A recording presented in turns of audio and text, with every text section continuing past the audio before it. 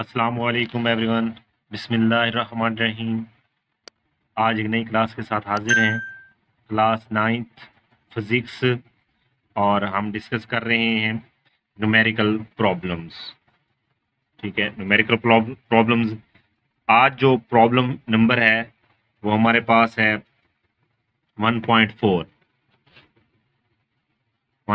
Numerical problem, और इसमें ये कहा गया है rewrite the following in standard form. The result दिए गए कुछ न्यूमेरिकल वैल्यूज हैं, उनको आपने स्टैंडर्ड फॉर्म में लिखना है। फर्स्ट ऑफ ऑल ये जानना बहुत ज़रूरी है कि what is a standard form. ठीक है, तो देखते हैं कि स्टैंडर्ड फॉर्म क्या है।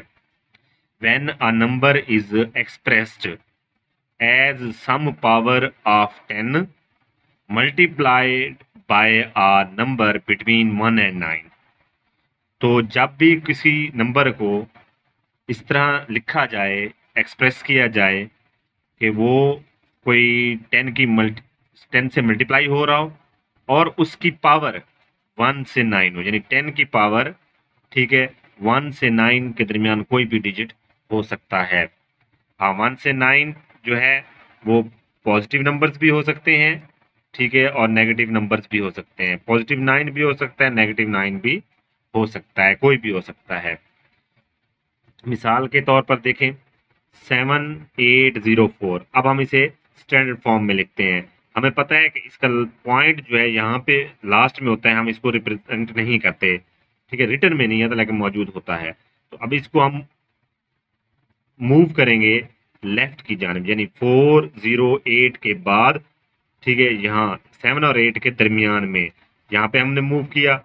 अब जब हम इसकी मूवमेंट लेफ्ट की जानिब करते हैं तो याद रखिएगा जो 10 की पावर होगी वो पॉजिटिव नंबर होगी, और अगर हम इसे राइट की जानिब लेके जाते हैं, फॉर एग्जांपल अगर आगे एग्जांपल्स देखते हैं उनमें आएगा, अगर हम उसे राइट की जानिब लेके जाते हैं तो वो पावर नेगेटिव बन जाती है। तो ये जो फॉर्म आ गई है इसको स्टैंडर्ड फॉर्म कहते हैं। ठीक है, स्टैंडर्ड फॉर्म या साइंटिफिक नोटेशन भी इसी को कहते हैं। तो क्वेश्चन में चाहे स्टैंडर्ड फॉर्म पूछा जाए या कहीं साइंटिफिक नोटेशन आ जाए, तो हमें करना काम यही है, ये जो अभी एग्जांपल में हमने सॉल्व किया है। अब टेक्स्ट बुक के अंदर ये पहला पार्ट दिया गया है ए, इसमें 1168 मल्टीप्लाई 10⁻⁻7 दिया गया है। अब फर्स्ट एग्जांपल की तरह ये पॉइंट यहाँ पे है, इसको हमने मूव किया 8611 है इसके दरमियान यहाँ पे, तो ये 3 डिजिट्स मूव हुआ लेफ्ट की जानिब, तो पावर 3 आ गई और -27 वैसे आ गई। अब हमें पता है कि जब बेसिस सेम हो और वो मल्टीप्लाई हो रहे हो तो उनके पावर्स प्लस हो जाती हैं। अब देखें 1.168 मल्टीप्लाई बाय 10⁻³ - 3 में से 27 माइनस का है तो -24 आंसर आ गया। ये हमारा साइंटिफिक नोटेशन है, जो स्टैंडर्ड फॉर्म है फर्स्ट पार्ट का। सेकंड देखें 32 मल्टीप्लाई बाय 10⁻⁵। ठीक है, अब 32 एक डिजिट इधर मूव करेंगे तो 10⁻1, या आप इसे सिर्फ 10 ही लिख दे फिर भी ठीक होगा, लेकिन मैंने आपको समझाने के लिए यहाँ पे 1 लिखा है, तो 10⁻⁵ ऐसे आ गया। अब ये दोनों फिर मल्टीप्लाई हो रहे हैं, बेस सेम है तो पावर्स ऐड हो जाएंगी।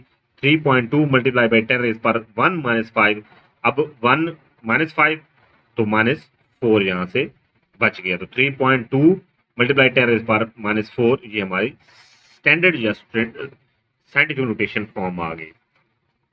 सी पार्ट 725 मल्टीप्लाई 10⁻⁵ किलोग्राम। अब देखें सैम 2 डिजिट्स फिर इधर मूव किया तो उसकी वजह से 10⁻² आ गया। ठीक है, माइनस ये 10⁻⁵ ये एज इट इज आ गया। अब एक ख्याल करने के यहाँ पे प्रीफिक्स दिया गया है किलो, उसकी वजह से हमने यहाँ पे 10⁻³ लिख दिया, तो ये ग्राम बाकी बच गया। 7.25, अब ये सारों के बेस सेम है तो 2 - 5 + 3g ये हमारे पास आ गया। ठीक है, तो 2 + 3 5 हो गया और 5 में से 5 गया तो 0 बचा। अब हमें पता है कि कोई भी डिजिट हो, कोई भी वेरिएबल हो, कुछ भी, उसकी पावर जब 0 होती है तो वो ऑटोमेटिकली उसका आंसर 1 हो जाता है।